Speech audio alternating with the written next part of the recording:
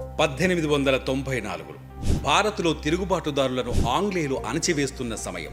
సరిగ్గా ఇదే సమయంలో ఈస్ట్ ఆఫ్రికాలో బారిస్టర్ ప్రాక్టీస్ చేసిన ఓ కుర్రాడు బొంబాయికి వచ్చి మేడ్ ఇన్ ఇండియా ముద్రతో ఆపరేషన్కు వాడే సర్జికల్స్ తయారు చేయడం మొదలుపెట్టాడు. ఇండియా పేరెత్తితే తట్టుకోలేని ఆంగ్లేయులు కడుపు మంటతో ఆ కుర్రాడి కంపెనీని సీజ్ చేశారు. ఆ కుర్రాడు అక్కడితో ఆగిపోలేదు. ఇవాళ ప్రపంచంలో ఉన్న ప్రతి ఇంట్లో తన వస్తువులు ఉండేలా తన వ్యాపార సామ్రాజ్యాన్ని విస్తరించాడు. ఆ కుర్రాడు ఎవరో కాదు, గోద్రేజ్ గ్రూప్ వ్యవస్థాపకుడు ఆర్దిసిర్ గోద్రేజ్. ఈ సక్సెస్ స్టోరీ చూసే ప్రతి ఒక్కరూ వీళ్లలాగే జీవితంలో మీరు సక్సెస్ అవ్వాలని 6JVR మనస్ఫూర్తిగా కోరుకుంటోంది. South India famous astrologer and gemologist Lakshmi Ganapathi జమలాపురం 6JVR ద్వారా ఇండియాలో అతి తక్కువ ధరకే నవరత్నాలను, జాతిరత్నాలను అందిస్తున్నారు. పూర్తి డీటెయిల్స్ కోసం కింది నెంబర్కి కాల్ చేయండి. జిందగీలో మనకు ఒక సవాల్ ఎదురవుతుంది. దారులన్నీ మూసుకుపోయి ఎటు వెళ్లాలో తెలియట్లేదు అనిపిస్తుంది. కానీ అదే సమయంలో ఓ గోల్డెన్ వే ఓపెన్ అయ్యి మన కోసమే ఎదురు చూస్తుంది. గోద్రేజ్ గ్రూప్ అధినేత ఆర్దిసిర్ గోద్రేజ్కి అలాంటిదే ఓ కీ దొరికింది. 1894లో భారత్కు వచ్చిన ఆర్దిసిర్ ఓ ఫార్మా కంపెనీలో పనిచేశాడు. ఆ సమయంలోనే అతనికి సర్జికల్స్ తయారు చేయాలనే ఐడియా వచ్చింది. అప్పటి వరకు బ్రిటిషర్లు తయారు చేసిన సర్జికల్స్నే భారత ఆసుపత్రుల్లో వాడేవారు. ఆర్దిసిర్ తన ప్రోడక్ట్స్ పైన మేడ్ ఇన్ ఇండియా అని ముద్రించి అమ్మటం బ్రిటిషర్లకు నచ్చలేదు. వెంటనే ఆర్దిసిర్ కంపెనీకి సీల్ వేశారు. ఇక్కడ పూర్తిగా నిరాశలోకి వెళ్లారు ఆర్దిసిర్ గోద్రేజ్. 1897 గోద్రేజ్ ఫ్యామిలీ ముంబైలో నివాసం ఉండేది. ఆ టైంలో ముంబైని దొంగలు వణికిస్తున్నారు. డబ్బు, నగల కోసం ఇళ్లకు వేసిన ఎలాంటి తాళాన్నైనా బద్దలు కొడుతున్నారు. దొంగల నుంచి రక్షణ కోసం ముంబై ప్రజలకు పోలీసులు ఓ విచిత్రమైన సూచన చేశారు. దొంగలు పగలగొట్టలేని తాళాలు కొనుక్కోమని సలహా ఇచ్చారు.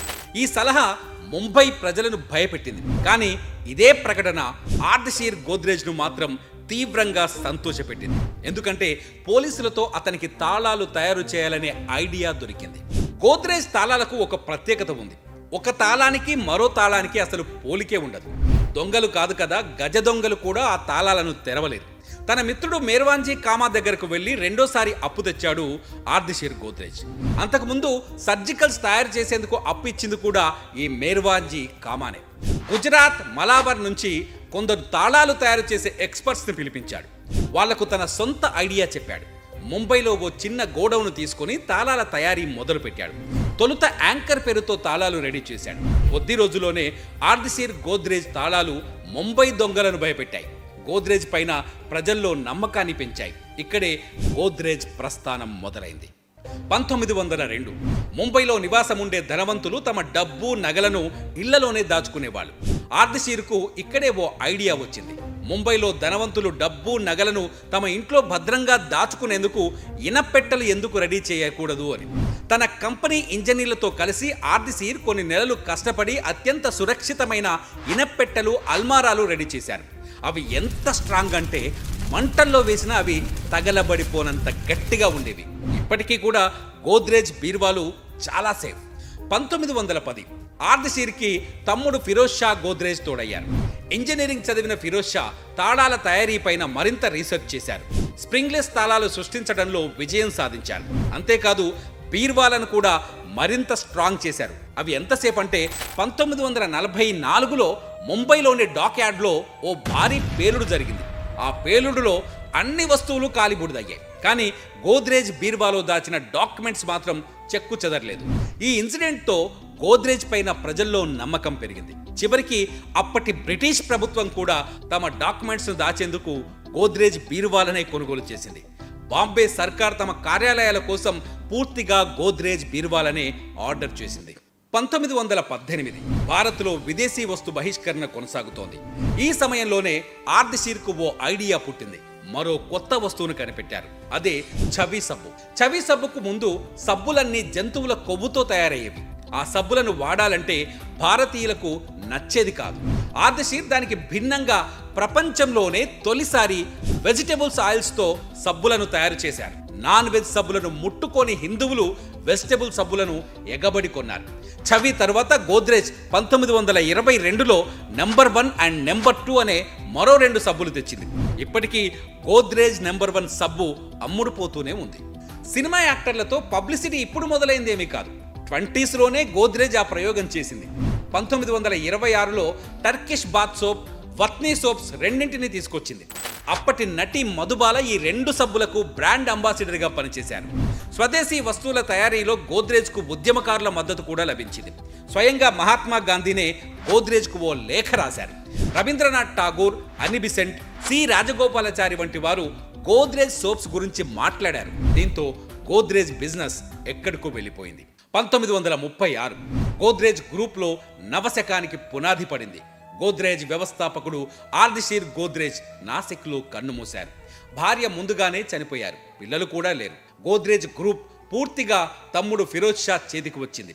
ఇక్కడి నుంచి మళ్ళీ కొత్త కథ మొదలైంది. 1943 ఆంగ్లేయుల నుంచి దేశం విముక్తికి ఇంకా 4 ఏళ్ల సమయమే మిగిలింది. సరిగ్గా ఇదే టైంలో గవర్నమెంట్ ఆఫ్ బాంబే అప్పట్లో పోర్చుగీసు వాళ్ళ నుంచి స్వాధీనం చేసుకున్న విక్రోలి విలేజ్నే అమ్మకానికి పెట్టింది. నిజానికి గోద్రేజ్ 4 ఫాదర్స్ పూర్తిగా రియల్ ఎస్టేట్ వ్యాపారంలో ఉన్నారు. అదే వారసత్వాన్ని ఫిరోజ్ షా గోద్రేజ్ కొనసాగించారు. ముంబైలో ఆంగ్లేయులు అమ్మకానికి పెట్టిన 3400 ఎకరాల విక్రోలి విలేజ్ను ఆక్షన్లో కొనుగోలు చేశారు. ఇవాల్టికి కూడా ఆ ప్రాపర్టీ వివాదంలోనే ఉంది. మీకు తెలుసా, భారతదేశంలో తొలిసారి జరిగిన ఎన్నికలకు బ్యాలెట్ బాక్సులు తయారు చేసింది కూడా గోద్రేజ్. అవును, 1951లో ప్రజాప్రభుత్వం ఏర్పడ్డాక ఎన్నికలు జరిగాయి. ఈ ఎన్నికల కోసం గోద్రేజ్ 17 లక్షల బ్యాలెట్ బాక్సులు తయారు చేసింది. Godrej business model different. అది ఆర్డిషీర్ కాలంలోనే ప్రజలకు అర్థమైంది. ఓవైపు ఇంట్లో భద్రతను పెంచే గృహోపకరణాలు, మరోవైపు సామాన్యుల అవసరాలకు తగినట్టుగా ఇంట్లో వాడే వస్తువులు తయారు చేస్తూ వస్తోంది. 1952లో సింతాల్ సోప్, 1955లో made in India typewriter, 1958లో మొట్టమొదటి భారతీయ రిఫ్రిజిరేటర్, 1974లో హెయిర్ కలర్, 1994లో దోమల్ని తరిమికొట్టే గుడ్ నైట్ అండ్ హిట్, ఇలా గోద్రేజ్ నుంచి లెక్కలేనన్ని ఉత్పత్తులు వచ్చాయి. మార్కెట్లో ప్రజలకు ఏ వస్తువు అవసరమో ఆ వస్తువులను తయారు చేస్తూ వెళ్ళింది గోద్రేజ్. 1972లో ఫిరోజ్ షా మరణం తర్వాత గోద్రేజ్ గ్రూప్లో అనూహ్యమైన మార్పులు వచ్చాయి. వ్యాపారం అతని పిల్లలు నవల్, బుర్జోర్జీ, దోసాబాయ్, సొహరబ్ చేతుల్లోకి వెళ్ళింది. సొహరబ్, దోసాబాయికి వారసులు లేరు. గోద్రేజ్ వ్యాపారం నవల్ గోద్రేజ్ అండ్ బుర్జోర్ షా గోద్రేజ్ చేతుల్లోకి వెళ్ళింది. బుర్జోర్ కుటుంబం గోద్రేజ్ సబ్బుల తయారీ చేసుకునేది. నవల్ కుటుంబం సెక్యూరిటీస్ అండ్ టెక్నికల్ అంటే తాళాలు వంటి బిజినెస్లు చూసుకునేది. వారసులు వచ్చే నాటికి గోద్రేజ్ బిజినెస్ ఎవ్వరూ ఊహించని స్థాయికి వెళ్ళిపోయింది. బుర్జోర్ షా వారసులు ఆది గోద్రేజ్ అండ్ నాది గోద్రేజ్లు తమ కంపెనీని 2 ముక్కలు చేశారు. ఒకటి గోద్రేజ్ ఇండస్ట్రీస్, ఇందులో సెక్యూరిటీస్ అండ్ టెక్నికల్ వస్తువులు తయారు చేసేవారు. 2 గోద్రేజ్ కన్జ్యూమర్ ప్రొడక్ట్స్, దీని కింద సబ్బులు, గుడ్ నైట్, హిట్ వంటి ఉత్పత్తులు తయారు చేశారు. 1990లో గోద్రేజ్ సంస్థ రియల్ ఎస్టేట్లోకి అడుగుపెట్టింది. గోద్రేజ్ ప్రాపర్టీస్ కంపెనీని స్టార్ట్ చేసింది. అంతేకాదు 1991లో యానిమల్ ఫీడ్ కంపెనీని గోద్రేజ్ ఆగ్రోవెట్ ప్రారంభించారు. బుర్జోర్ షా వారసుల చేతుల్లో ఉన్న గోద్రేజ్ ఇండస్ట్రీ కింద మొత్తం 5 కంపెనీలు వచ్చి చేరాయి. ఇక గోద్రేజ్ రెండో భాగం అంటే నవల్ గోద్రేజ్ వారసులు జంషైద్ గోద్రేజ్ అండ్ స్మితా గోద్రేజ్ చేతుల్లో మిగతా భాగం ఉంది. ఇందులో గోద్రేజ్ అండ్ బాయ్స్ కంపెనీ ముఖ్యమైనది. ఇది ఆర్డిషీర్ గోద్రేజ్ స్థాపించారు. వీళ్ళ చేతుల్లో Godrej locking systems, Godrej aerospace, Godrej appliances, Godrej interior, Godrej material holding ఇలా బోలెడని కంపెనీలు వెలిశాయి. విచిత్రం ఏంటంటే గోద్రేజ్ గొడుగు కిందే వచ్చిన ఏ కంపెనీ అయినా అన్ని కంపెనీల్లో గోద్రేజ్ ఫ్యామిలీలోని అందరికీ భాగస్వామ్యం ఉంటుంది. ముంబై పోలీసులు దొంగలను పట్టుకోవడానికి పటిష్టమైన తాళాలు కావాలని చెప్పకపోయినా, బ్రిటిష్ వాళ్ళు మేడ్ ఇన్ ఇండియా ముద్ర ఉందని కంపెనీని మూత వేయకపోయినా ఇంత పెద్ద గోద్రేజ్ సామ్రాజ్యం ఏర్పడేది కాదేమో అనిపిస్తుంది. గోద్రేజ్ సక్సెస్ స్టోరీ నుంచి ఒకే ఒక బలమైన పాయింట్ నేర్చుకోవచ్చు. కంపెనీ విస్తరణ అంటే కేవలం బ్రాంచులను పెంచటమే కాదు, ఉత్పత్తులను కూడా పెంచటం. గోద్రేజ్ అదే చేసింది. నిత్యం ప్రజలకు అవసరమైన ఉత్పత్తులపై దృష్టి పెట్టింది. తిరుగులేని సక్సెస్ సాధించింది. మరి మీరేమంటారు? కామెంట్ చేయండి.